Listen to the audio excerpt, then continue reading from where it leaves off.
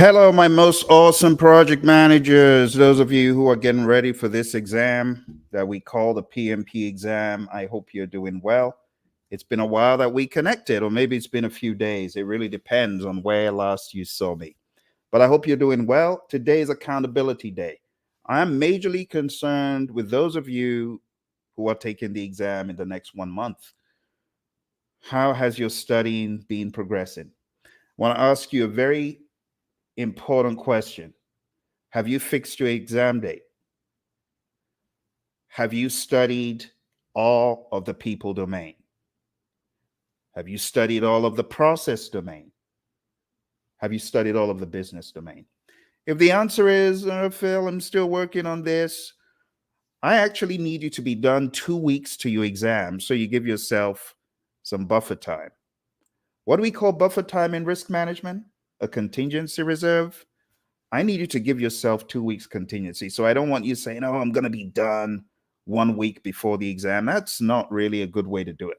You see, this is why I don't understand when people say, I took the exam, I started studying 2 weeks ago, and I got certified in 2 weeks. Seriously, you're a bad project manager because you didn't even leave any contingency. What's the rush? Are you a speed demon?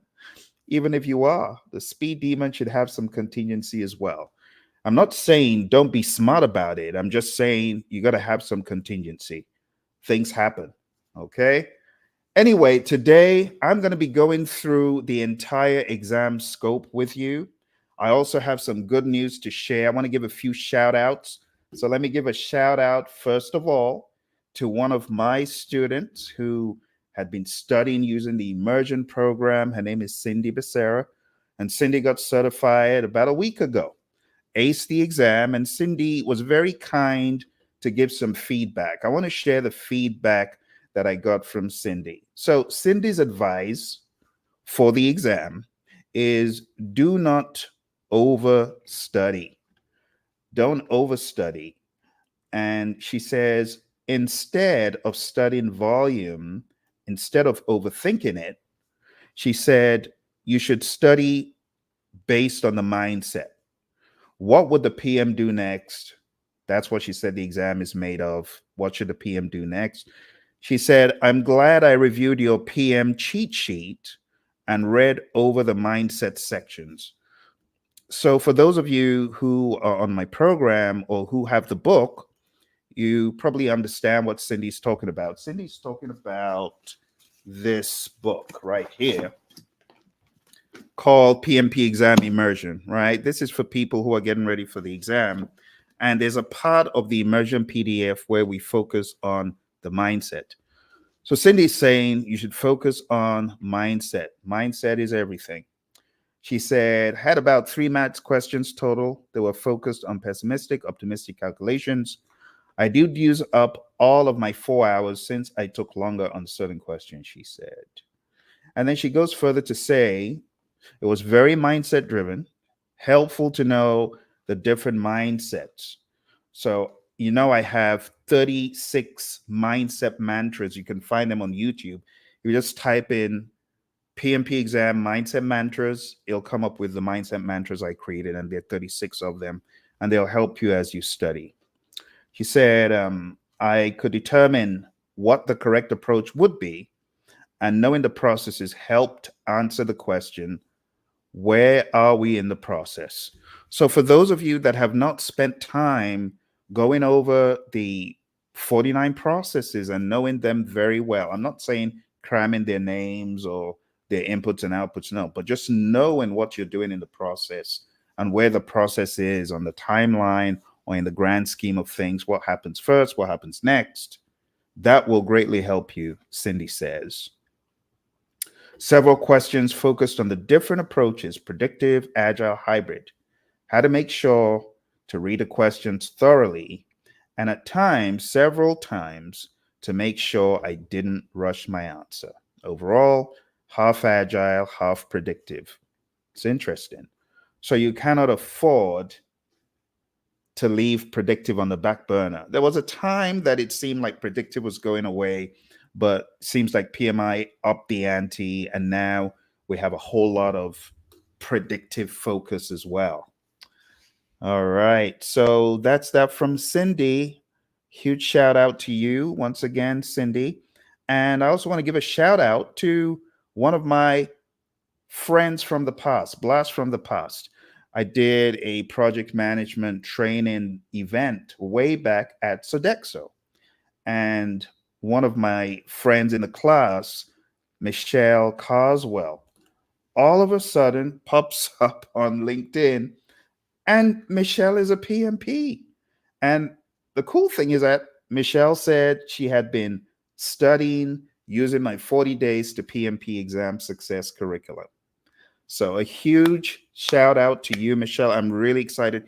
You know, when I come across friends, blast from the past, who have done the exam, and I even had no idea. I had no idea anyone I knew from Sodexo was preparing for the PMP. So that gave me a lot of excitement. So well done, Michelle. Hopefully, you can end up being a mentor and coach of others.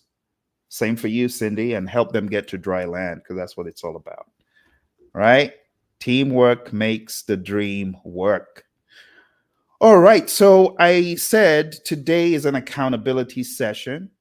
I am very curious to know what you've been doing with your PMP studying. Some of you say, "Oh, Phil, I'm so tired every day. I can barely study." That's not a good enough excuse. you you have to apply yourself, you know. Otherwise, it just takes longer and it keeps going on and on and on. For those of you who haven't met me, I'll introduce myself real quick. My name's Phil. I've been a PMP since '05. Going to be celebrating my 20 years as a PMP. Can you imagine that? Oh my goodness. 20 years as a PMP. And since I got certified, I've been helping people worldwide through my organization called Praizion, train everyone from the Army and NASA and the FBI and many other organizations across the world. And I would love to help you. That's right. You right there. You looking.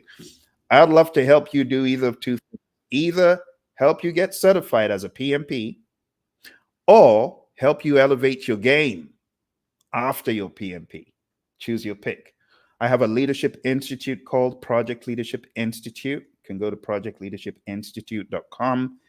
If you're tenacious, rugged, dogged, and tough, and you want to study leadership with one of the disciples of John C. Maxwell, America's leadership guru, you need to be on my program. We study leadership, we study business, we study AI, and everything in between. A whole lot of agile too. I've had a lot of guests coming to speak to us, like my buddy, Dr. Rick Brinkman. John Maxwell was our keynote speaker when we opened. So if you're looking to elevate your game, you need to be on one of my programs somewhere.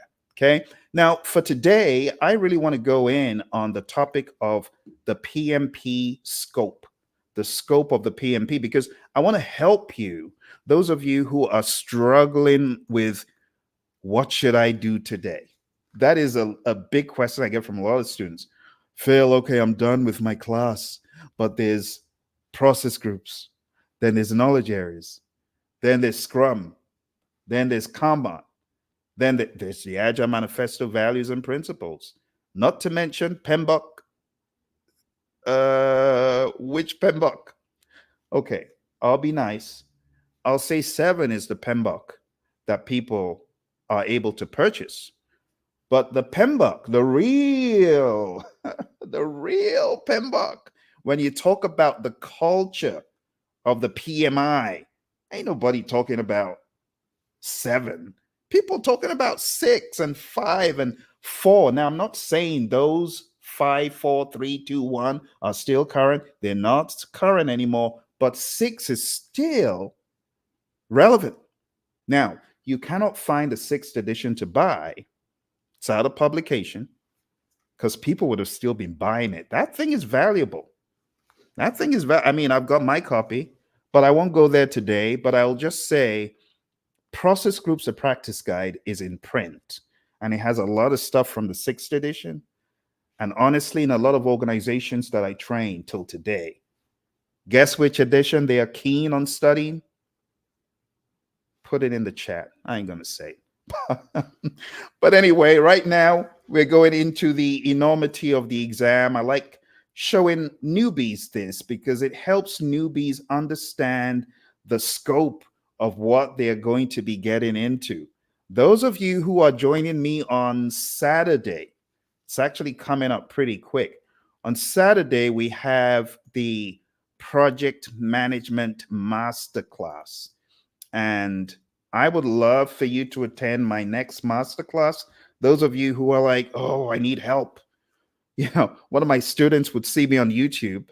Her name's Michelle, not the Michelle I just spoke about, but Michelle Bond. She'll see me and she'll say, I need him to start from the beginning. So what did Michelle do? Michelle ended up joining my course for the PMP, got certified about 3 years ago. My goodness, Michelle, 3 years ago. And ended up joining my Leadership Institute. But the real funny thing is she's like, I need him to start all over again.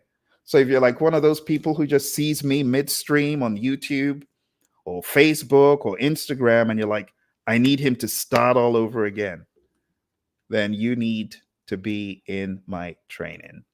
Okay? Come to my training and I'll help you understand. But for now, I want to show you the enormity of the exam, and I also want to put it in perspective so that you won't feel overwhelmed. Are you ready? Let's go in. Let's go in on this stuff. Okay. If you're getting ready for the PMP exam, there are a number of things you should understand. And number one is PMI's rules of the game. This is in the PMI Code of Ethics and Professional Conduct. That's right. The PMI Code of Ethics and Professional Conduct is what you sign when you're applying for the exam to say, hey, PMI, I've read the rules. I know there ain't no cheating allowed. I know I need to behave myself. I know I need to tell the truth. I shouldn't say, I'm aspiring to be honest. No, I should be honest. So the PMI Code of Ethics has the rules of the game. Second thing you need to know for your exam, and this is huge, is agile. You got to be agile in life and in knowledge for the exam. So to really firm up your agile, you must be all over the Agile Manifesto values and principles. You also should have read the Agile Practice Guide. You also should have read about servant leadership, agile practices. What is a team charter? Not the version in the Agile, no, not the version in the PMBOK guide, the version in the Agile Practice Guide.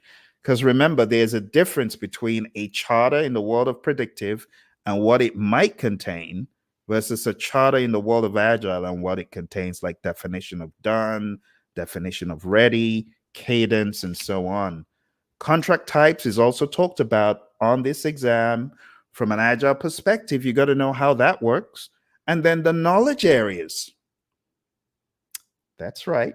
The knowledge areas from an Agile perspective. That sounds very curveballish, but I want to help those of you who don't know what knowledge areas are. I'm going to put something in the chat to help you. So let me go on down to my LinkedIn. Those of you on LinkedIn, please go to this link to download a chart that I have for you on the knowledge areas. Hopefully, we'll be able to talk about this later as well. But I'm just going to go ahead and put it in the chat. So here we go. This is a really helpful chart for anyone that has not studied the knowledge areas. Anyone who hasn't studied the knowledge areas, take a look at the link that I just shared and go onto LinkedIn, download it, and it's going to be very helpful in summarizing the knowledge areas. Okay, if we have enough time, we'll talk about knowledge areas today. All right, the other big thing you need to know for your exam is Scrum. So Scrum is an agile framework. It's the most popular agile framework used in the world today. Definitely something you need to know for your PMP exam. And those of you taking the CAPM exam, it's also important that you understand all these things I'm talking about. It's just that the questions are written differently, but a lot of the subject matter intersects. You got to understand your 353 of Scrum, Scrum Master, Product Owner, Developers, who are they, what do they do, the product backlog, the sprint backlog, the incremental, the PSI. You also need to understand the event, sprint planning, the daily Scrum, the sprint review, the retrospective, and the sprint itself. which is a container for those other events. You also need to understand as you get ready for your PMP exam, the predictive piece. The predictive piece of the puzzle is the one that makes people scratch their head the most, in my experience. So you got to understand the 5 process groups. Don't mix process groups with processes. Know them apart, right? The 10 knowledge areas, the 49 processes. There are various pages in the PMBOK 6 that I have extracted, things about benefits. You got to understand page 7. Now, if you don't have the book, it's okay, but just understand benefits, the benefits register or the benefits management plan, target benefits. All of this terminology about benefits owners and so on could be helpful. Baselines, project documents, subsidiary plans, and then going into PMBOK 7, 12 principles. Also understanding the domains and how they are not process groups, and really not worrying and stressing about them, but having a general understanding. I think it will be very helpful for you as a professional. Can you imagine being a PMP and in your organization, your CEO asks you, what is the difference between PMBOK 6 and 7? Or what is in the PMBOK 7?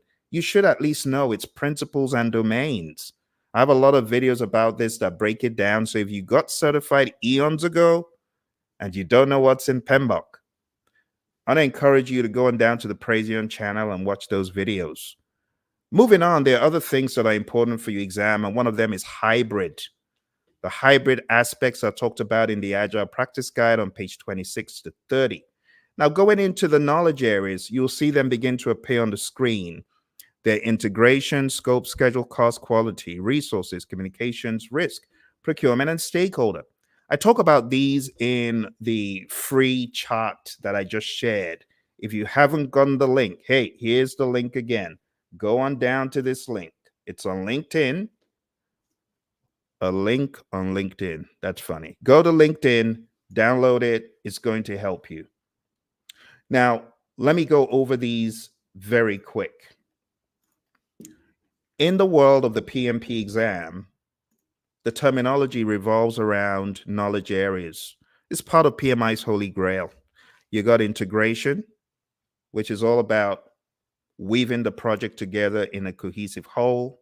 It's about developing a charter, developing a project management plan, which weaves several aspects together. It's about effectively executing, monitoring, and controlling and closing the work by making everything move in a cohesive whole. That's integration.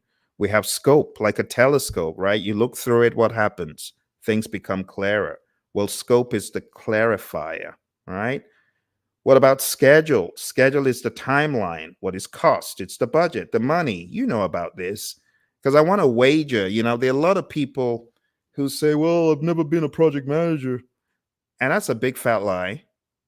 That's a lie. Because if you woke up this morning and you got out of bed and you drove to work, maybe you took out the trash, maybe you cooked breakfast, and you're telling me you're not a project manager, that's not true. You're a project manager. We talk about economies of scale in project management. What is a project? It's a temporary endeavor. You drove to work, it's temporary. You don't drive to work for the rest of your life. But as you're driving to work, you're making project decisions. As you hit the freeway and you realize, uh-oh, there's a blockage in a few miles, you're able to see from the hill, then you're going to make a quick detour. That's risk management. That's also involving some scheduled decisions. And then the quality of your driving. You just got your new BM and you're driving like a maniac. You're not going to do that because you know that car's quality. Quality costs money. You see, I'm telling you, you don't understand yet, but newsflash, you are already a project manager. Some of you are just coincidentally listening to this. You're a project manager. Everyone's a PM. From the moment you're spat out, you're a PM. Even a baby ends up being a PM. Someone says, how is that? Well, the baby understands that you're taking too long. You don't bring the food quickly enough, they're going to start crying. Schedule management. It's very simple. Or you go to the store and you see your favorite figurine and you want it, you're going to demand it. That's procurement. And you know who's carrying the wallet. Let's not complicate it. Everyone's a project manager, right? Resources, we use resources every day. Water is a resource, right? We have other resources that we encounter daily. Resources, foods could be a resource, right? We talk about human equipment, material supplies, and facilities as resources. Communications. I dare you to tell me that you don't do this. Whether you do it in sign language, whether you do it verbally, whether you do it non verbally, you are a communicator and you manage your communications. All right. You manage the way you look at people. You don't look at people badly, like a haughty look or what an idiot kind of look. You don't do that. That's communicating. You know how to communicate.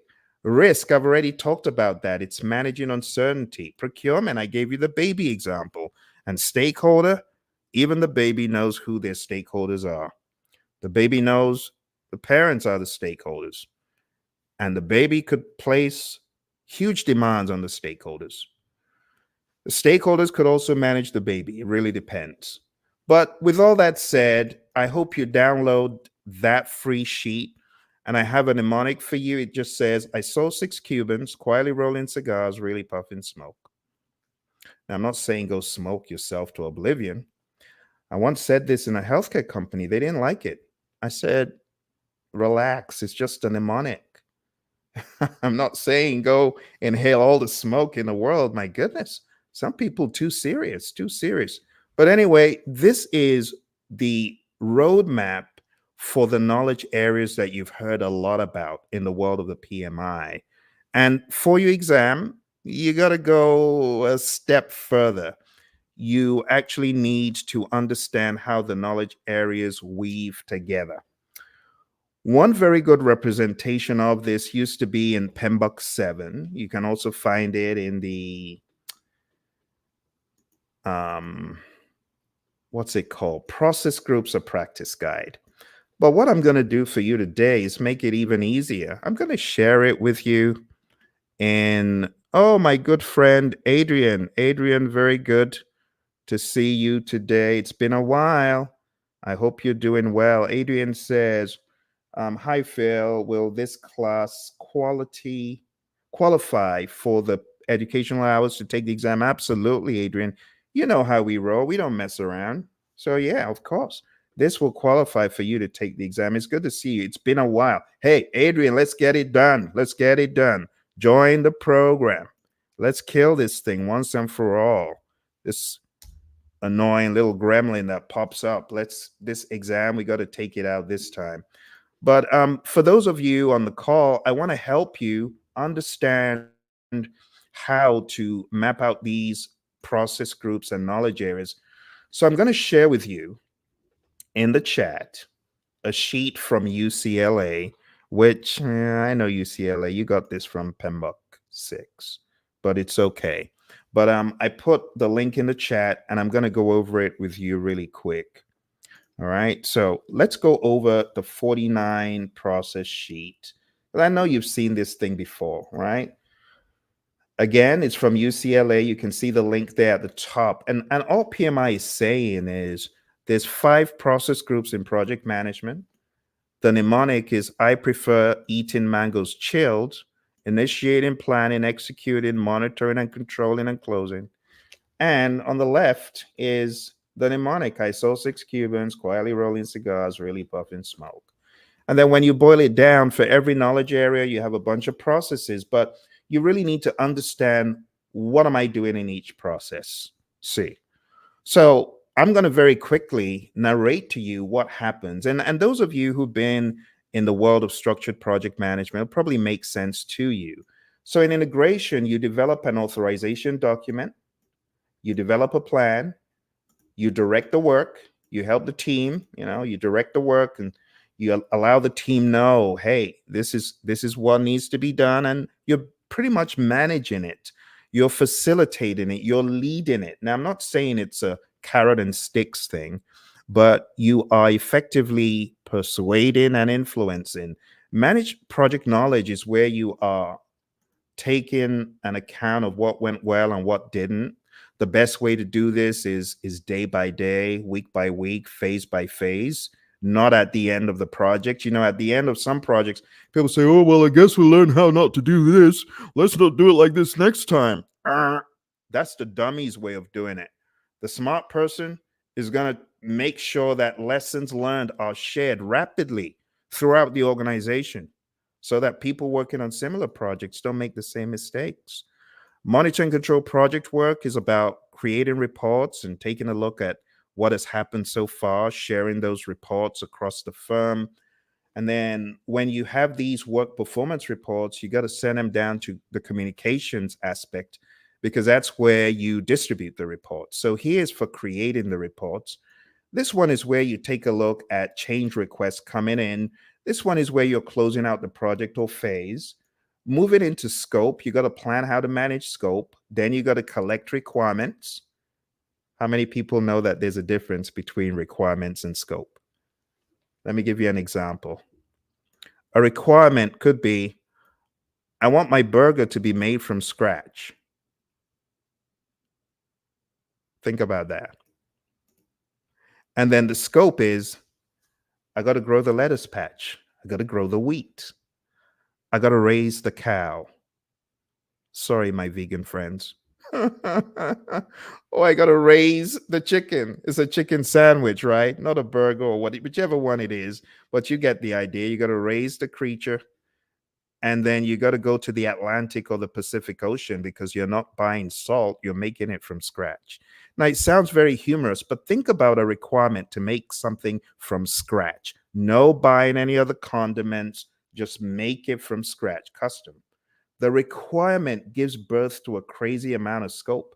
And that's why when you understand the dynamics of scope and requirements, you're very careful the requirements that you allow the customer to put into the project. Some people, they have no idea, like, oh my goodness, why did we allow this into the project?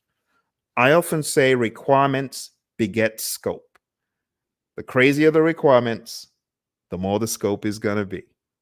And that's just the truth. So when you've collected the requirements, you got to define scope. What is in scope? What is out of scope? What are the inclusions? There's a guy, his name is Andy George. Andy George, you could find him on YouTube, and he has this video of how to make a chicken sandwich from scratch and the cost. And it cost $1,500, and it took 6 months, and it tasted awful because he actually eats it on camera, and you can just see the pain the guy's going through. But just think about it. The difference between the requirement to make a chicken sandwich from scratch and the requirement that says, anyhow you want to do it is fine, just make sure it's good. Well, you're not going to spend 6 months. You're going to spend like 1 hour max by going to the store and getting what you need. So the requirements, they could change the whole game of scope. That's really what I want you to take away. Then we create a work breakdown structure, which is a hierarchical decomposition of the project. Looks like a family tree. We're going to go into that in the training. Validate scope is your customer inspecting the deliverable. In this case, Andy tasting the chicken sandwich that tasted like garbage. And control scope is where you're preventing gold plating. Gold plating is when your team members add extras that were not part of the original scope. I know you have experience with that for sure. If not on a real project, maybe a project at home. Anyway, we won't go into that. Let's go into schedule management. Schedule management is all about creating a timeline. But one of the things that you see with the PMI, they want you to plan how to do stuff. So plan how to manage the schedule, plan how to create the schedule. Okay. For those of you just coming and asking the question, my friends on Instagram, I see you. I see you. My friends on Instagram, you need to be joining me this week, my friends. Join me this week. Go on down to hpmexam.com. You see the ticker tape right there? Join me and let's elevate your game. But anyway, what I'm sharing is in that link. But the schedule is all about defining the activities, putting them in order of occurrence, estimating how long the activities will take, putting all that together into a cohesive schedule, and preventing schedule delays. Cost management is about planning how to manage costs, estimating the individual tasks, rolling them up into a final total, and then preventing budget overruns. Quality management, this is about planning how to manage quality. Manage quality is about actually managing the quality. Now, that sounds vague. Let me be more specific. A quick lesson on quality management. Now, I'll talk about this a lot more in the class, but I think this will help a lot of you. What is quality? Fitness for use, conformance to requirements, customer satisfaction, and Kaizen, continuous improvement. When you go to your favorite restaurant and you sit down and you're given a plate of food, you are immediately, whether you like it or not, subconsciously, you are gauging the quality. You got radar in your head, measuring the salt level, measuring the flavorfulness, if there's such a word, but really just trying to see, is this what I expect? You ever been to your favorite joint and you're like, no, this is below quality. Why? Doesn't meet your expectations. It's not fit for use. It doesn't conform to requirements, perhaps, and it doesn't satisfy the customer.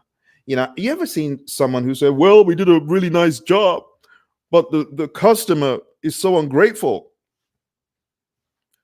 My friend, in this world of PMP, if it doesn't satisfy the customer, failure, project failed. You see why the job of a PM is so difficult, because you got to balance that fine line and you got to do everything possible to ensure your customer is satisfied. Because in PMI's world, the customer ain't satisfied. It doesn't matter how highly your boss thinks or how highly you think. If your customer says it ain't cool, it ain't cool. So, in the world of PMI, when we talk about quality, we're talking about fitness for use, conformance to requirements, customer satisfaction, and Kaizen. We're thinking about change for the better. We're thinking about sustaining any quality initiatives. And it's so important, my friends. Okay, for those of you coming, we're going through the 4-9 process really rapidly. It never gets old. And it's one of the areas people say, it's a beast. It's eating me alive. Help. So I came on today to help you. All right. So manage quality. When you think about manage quality, you are doing things to assure customers that quality standards are being met, to assure stakeholders. Manage quality is similar to quality assurance. What is quality assurance? Checking the process. There's a difference between checking the product versus checking the process. Manage quality is checking the process. Control quality is checking the product.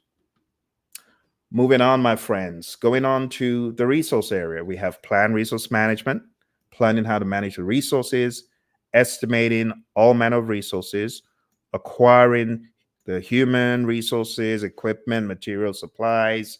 Develop team is all about the team, the human resources, right? Developing them, training them, coaching them. Manage team is all about leadership. I know it says manage, but it's really more about the guidance through influence and persuasion than carrot and sticks, beating people over the head. It's not that. It's not about structure and order alone. It's heavily about the leadership.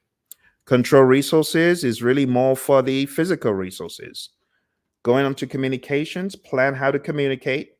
Manage communications is communicating, and monitor communications is checking to make sure your communications is good. Next, we go into risk management, plan how to manage risk, identify the risks, do a qualitative analysis like a high, medium, low, do a quantitative risk analysis, take a look at the monetary impact of those risks using expected monetary value, EMV, and things such as that. Look at the dollar amounts. Look at the time it takes to do something, the penalty from a man-hour standpoint. That helps you with quantitative risk analysis. Plan risk responses is planning how to respond to risks. Implementing risk responses is carrying out your risk response. And monitor risks is checking to see how your risk game is going. Is it going good? Some people's risk game is flat, it's bad. Some people ain't even managing risk. They just wake up and like, oh, it's happened. What? What I thought. Did you document it? No. Did you plan for it? No. What a horrible job in risk management. And honestly, there are a lot of companies, they don't have a risk register. They don't have a risk management plan. They don't even understand risk strategies. All they know one though. They know one, and they call it the wrong thing. They call it mitigation. Everything is mitigation. And everything is not mitigation. Mitigation is a reduction. Mitigation is a deliberate, intentional, in advance reduction of the impact or the probability of a risk. But unfortunately, a lot of people, they wait until the risk has happened. That's not mitigation. That's a bad reaction to a serious, now it's an issue, right? Could have been a risk if you thought about it. But when it's happened, it's no longer a risk, it's an issue. Then you got to look for a workaround. Not good. Not good. All right. You see, I'm trying to give you some real world tips for your firm. Those of you firms that are not doing risk management, I encourage you to do it. So, so important. Let's move on. We're going into procurement now. Procurement, we got a plan. Do we need to purchase anything? Conduct procurements. Well, we've agreed we need to purchase. So let's conduct procurements by putting out the RFPs, RFQs, RFIs, IFNs. And that just means request for proposal, request for bid, invitation for bid, invitation to negotiate, and things like that. You put them out and then you get a response, and then the response is weighed. You use source selection criteria to weigh who's going to be the winning bid. And then you might get into some negotiation, and you go back and forth. And some cultures, if you don't negotiate, it's actually rude. So you gotta negotiate. And then the negotiation goes on and on. Have you ever been in a do loop negotiation? I have. The negotiation goes on for forever. But eventually you come out, you select someone, and then you begin managing the procurement. Last but not least, we got stakeholder, right? You identify who could be affected by the project and who could affect the project positively or negatively. Then you plan how to engage them appropriately. You manage the engagement by actually speaking, communicating, and doing all that. And then you monitor stakeholder engagement. How effective is our plan? Is it working? And there you have it. There you have it, my friends. Those of you just coming, I shared in the chat that link to UCLA. UCLA were able to grab this and put it. And honestly, I believe that they have the permission to do so because they're UCLA. So it says Project Management Institute, Guided Project Management Body of Knowledge Guide. And then it gives the necessary accolades to the PMI. And honestly, these are some of the things that excite me about the Project Management Institute. The fact that we can have 49 processes that help you manage any project, tailor it to the project. Now, when I say help, it gives you insights, things to think about. It's truly awesome. It's truly awesome. So I applaud the PMI for their work, past, present, and even future. And that's why I always try to do my bit by being a final reviewer of the PMBOK guide. But beyond the PMBOK guide, the PMI will tell you it's a standard. You know, I hear a lot of people say, well, that PMBOK guide is so hard, it's so esoteric, it's difficult to, and they do the wrong things. It's difficult to memorize. It's like eating an elephant. It's big, but if you spend time in my class, you will be coming away understanding the content very well. You will, because I'll challenge you. Okay. So I went from almost getting mad at the PMBOK guide on my first rodeo. I was so annoyed. I went to the Mesa Library in Arizona, sat down because my awesome mentor, Mary, had given me all her books. She said, Phil, you make a good PMP. Boom. And then she gives me all the books and I get excited thinking, oh yeah, I've already done the certified internet webmaster. I've done 3 of those certs. I know a little bit of Flash and Dreamweaver. That was back in the day. I'd done those exams. Those were my first professional exams, you know, exams on the web and being a webmaster and web developer. So I thought, how hard can it be? Until I went to my local library and I plopped open PMBOK guide and I was like, 7 hours. 7 hours. I couldn't make a dent. Oh my goodness. Talk about Mr. Magoo looking like an absolute punk for 7 hours. It's such a funny tale because it just shows you your understanding of organized project management can be a mystery. Never been there before. It reminds me of like organized religion. The organization of project management, honestly, it's a different world. For those of you who've been in the real world of project management and that's fine, but when it comes to organized project management and the definitions, they're very big and unwieldy.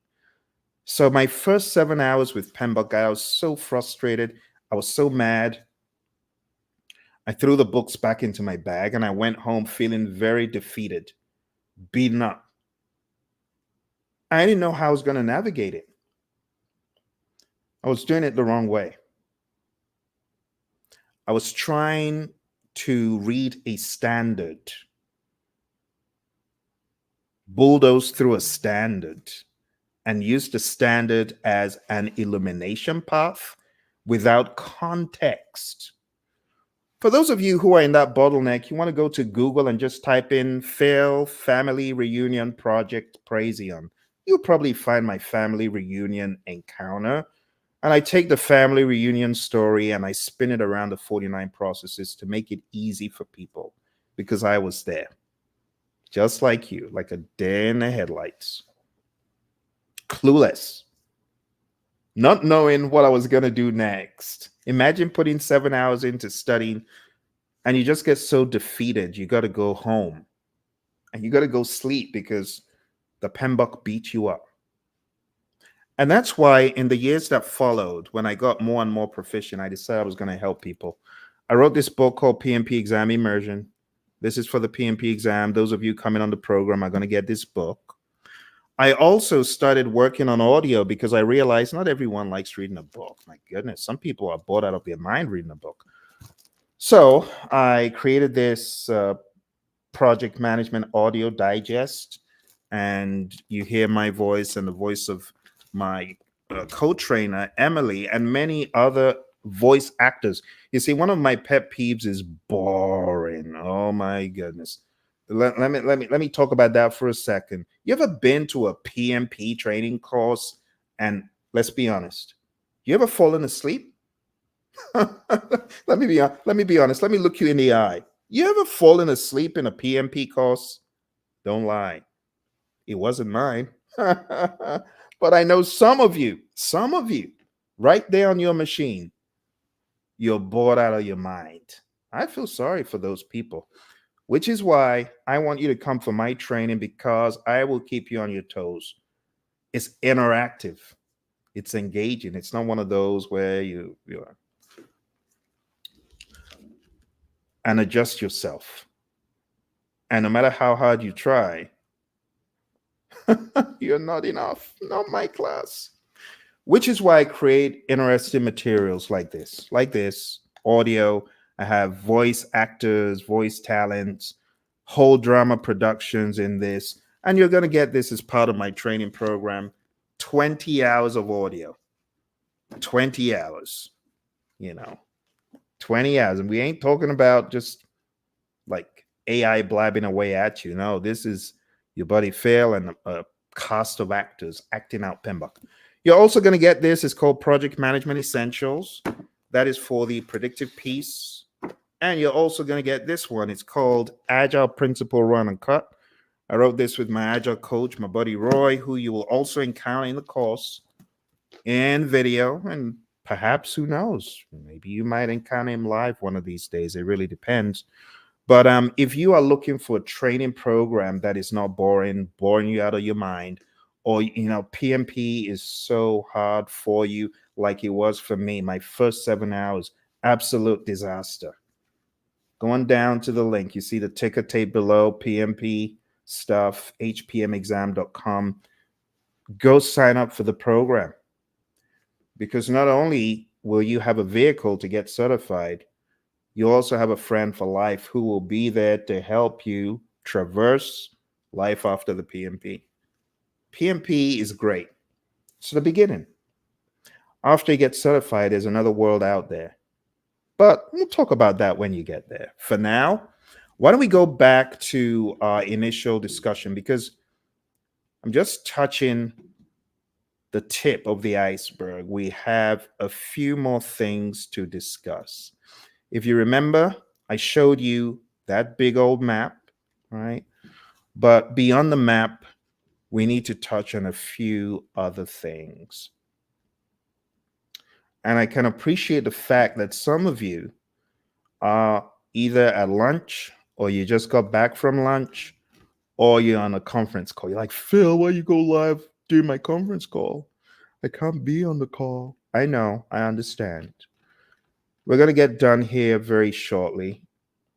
So I gave you a very good breakdown of the world of predictive, but I don't want you to leave without giving you some illustration and some understanding about agile. Okay.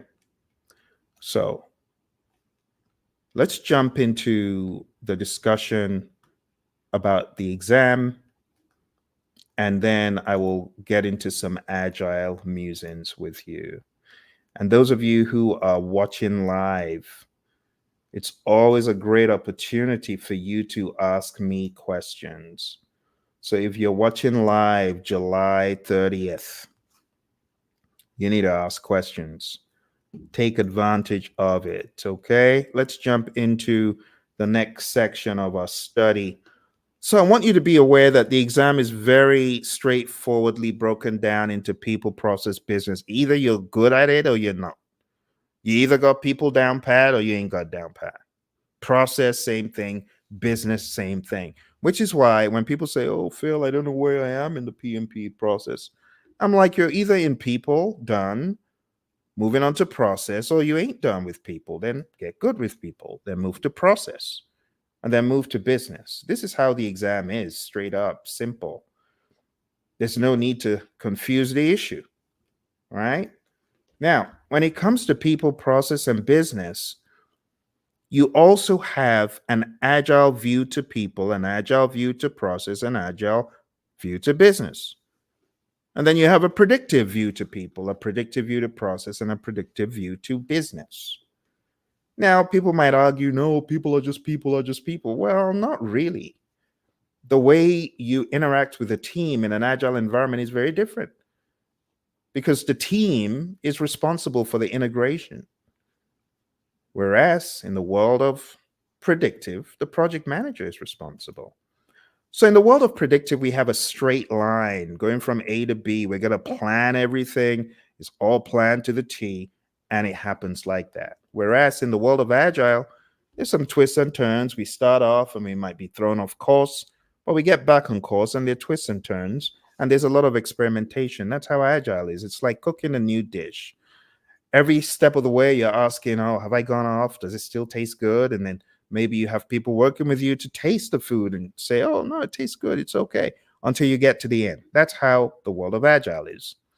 But I want to demystify what agile is. A lot of people say, well, I think agile is a methodology. No, don't say that.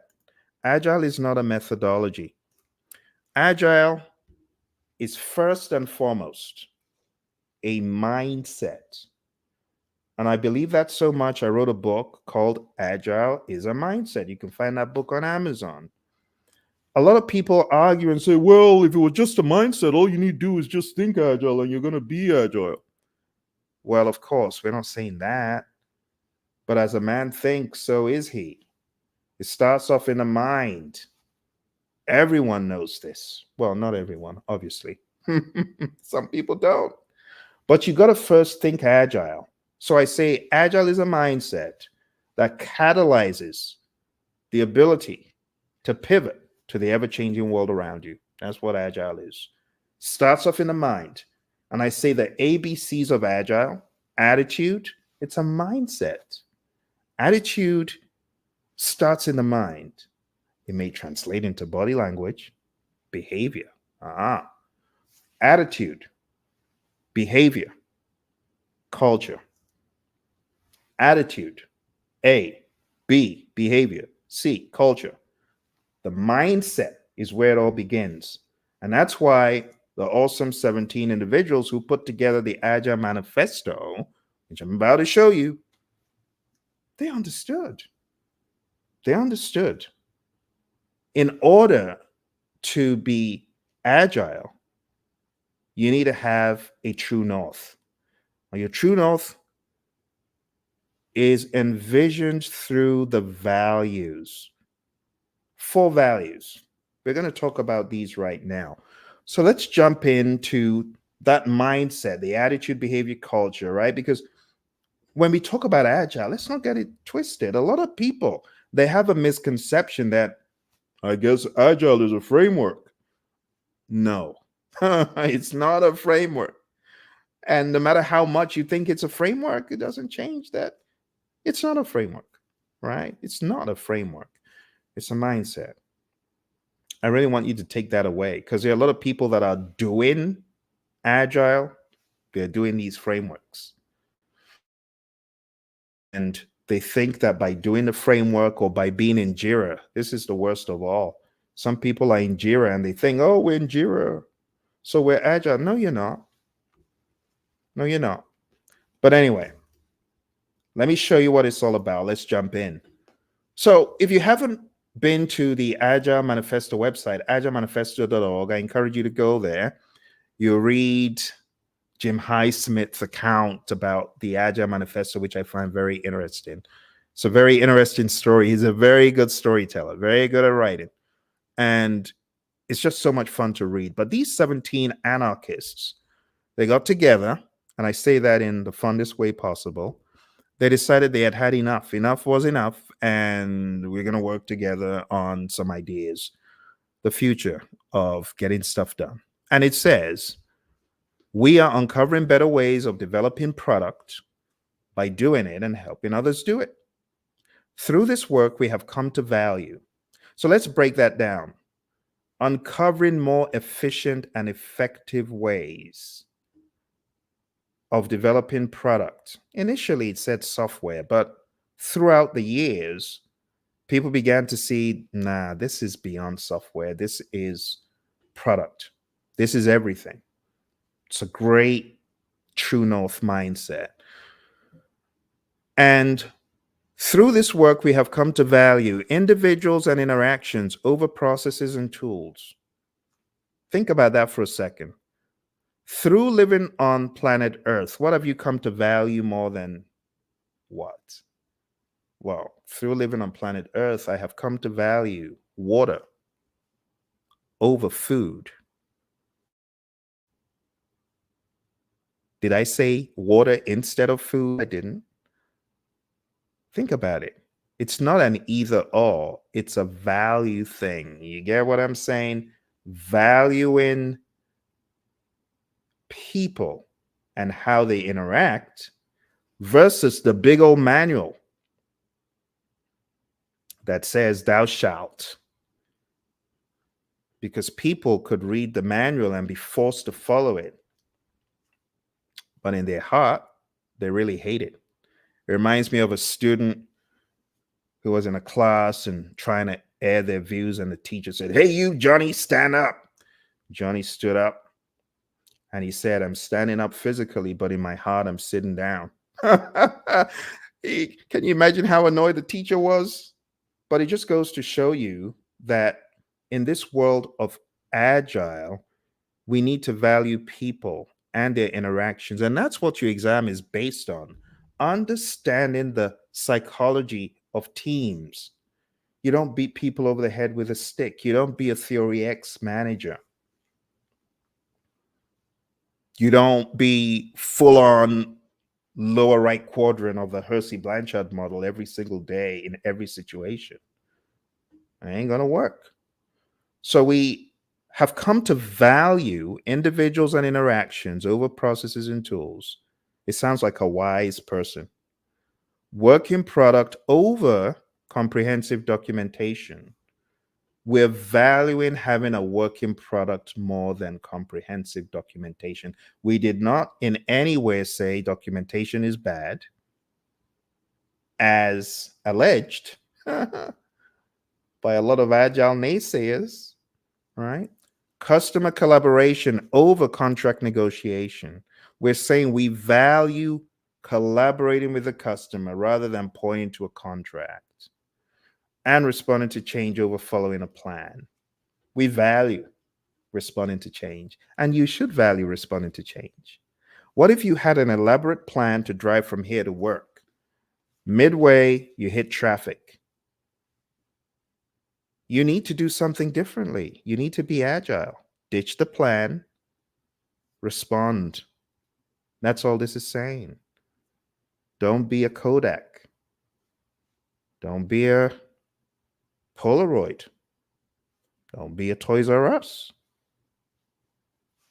Don't be an Enron. In more ways than one. And you better not be a Blockbuster. Very soon I might add Redbox to the stack. How many red boxes do you see around you these days? Oh my goodness. So you got to be agile. You got to pivot to the ever changing market around you, the ever changing circumstances around you. Let's move on.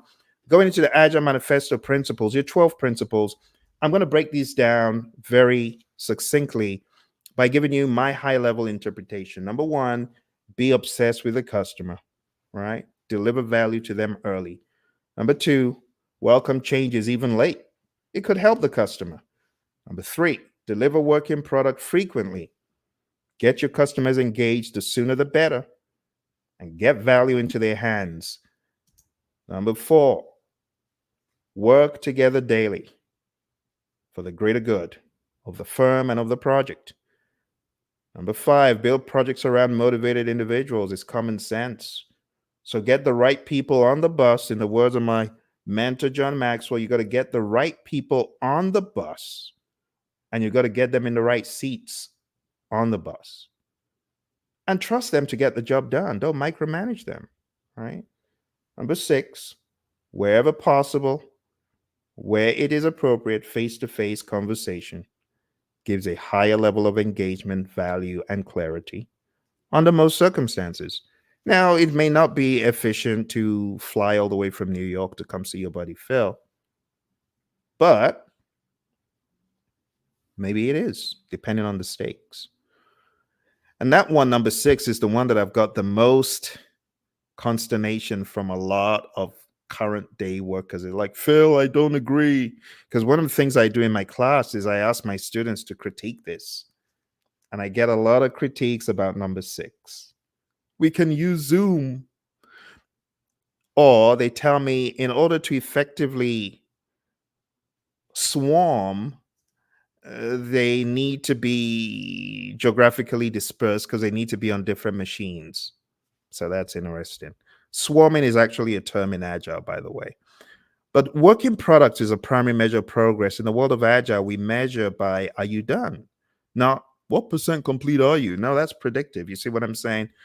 Number eight, Agile processes promote sustainable development. Don't kill the team. Work at a constant pace, but not at a breakneck pace. Number nine, continuous attention to technical excellence and good design enhances agility. Number 10, keep it simple. Keep it simple, sir. Keep it simple, sister. Keep it simple, students. Number 11, the best architectures, requirements, and designs are from self-organizing teams. And number 12, at regular intervals, check to see how you could improve the process. All right. And those are the 12 Agile Manifesto principles. Again, something that you should be aware of for your exam. So, for those of you who are just coming, I am going over accountability. That's number one. If you are my student, I want you to chat into me how your studying is going, what you have accomplished in the past week, and what you intend accomplishing this week. It's like an agile daily stand up, if you will. I'm also curious to know how your studying is going if you just got on the bandwagon because there's so many things. I shared my experience. The first 7 hours with PMBOK were horrendous. So if you are looking to get certified and you need help and assistance, you need to go on down to that ticker tape because this week I'm starting an 8-week program. 8 weeks. So I ain't fixing to rush anyone. The crazy, oh, you can get certified in 2 weeks. You can get certified in a day. I ain't into all that.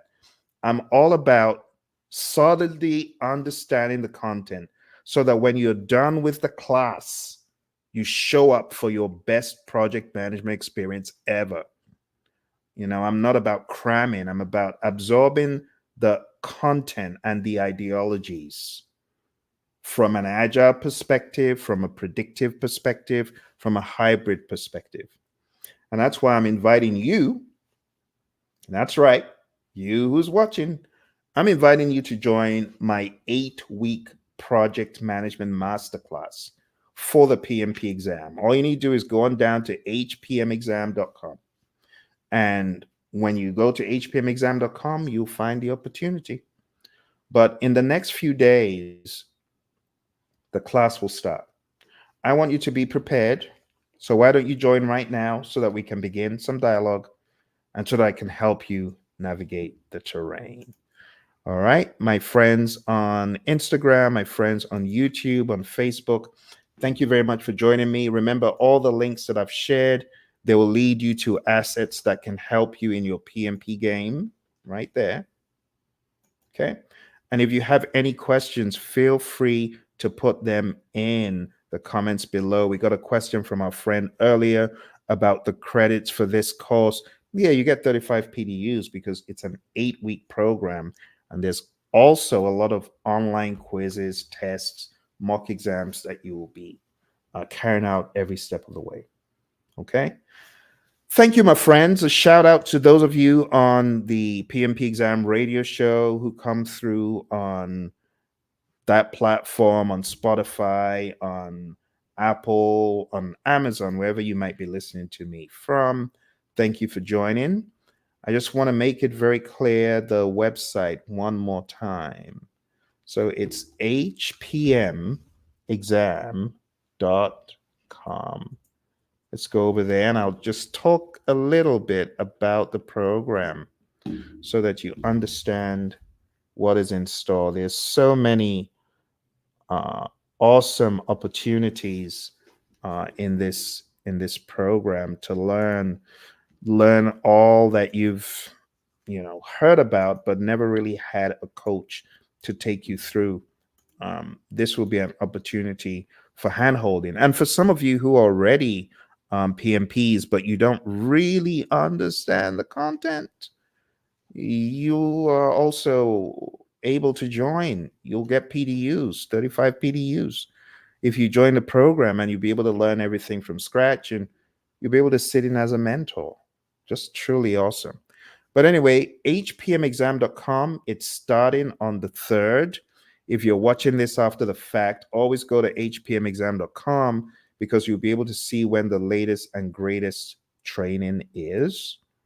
Some of the things you're going to get from this training session, like I said, you're also going to get a lifetime access to our PMP course. You'll also get training on life after the PMP exam. You will be in a session with me for 8 weeks learning. You'll get agile books, predictive books, application assistance, and we'll support you towards your exam with mentoring, coaching, and advice. So once you get on the program, pretty much you got lifetime access to a course. There's no excuse. We've taken the excuses off the table for you. All right. So why don't you go on down there to hpmexam.com, and I look forward to seeing you in the program. Those of you who are already certified, you want to know more about the leadership endeavors that I'm working on right now, going down to projectleadershipinstitute.com. Thank you very much. I wish you all the very best in your journey. Remember, PMP prowess, it develops daily. It does not develop in a day. Contrary to what you hear, I got certified in 3 hours. I'm not talking about the exam. Some people come up with all sorts of tales. And while I don't say people aren't telling the truth, I just say not everyone is the same. You cannot measure your performance with someone else because you don't know. Those people, maybe in the real world, they truly have a ton of experience using PMBOK guide processes in their daily work. So it's unwise to say, well, Phil did it in two days, so I'm going to try to do it in 2 days. It's not very smart to see things like that. Okay. If you have any questions, my friends, I'm here for you. I look forward to hearing from you. I wish you all the very best in your journey. Keep on trucking daily, steadily, and before you know it, you're going to get to your definite chief aim as a PMP. You take care and all the very best. Bye for now.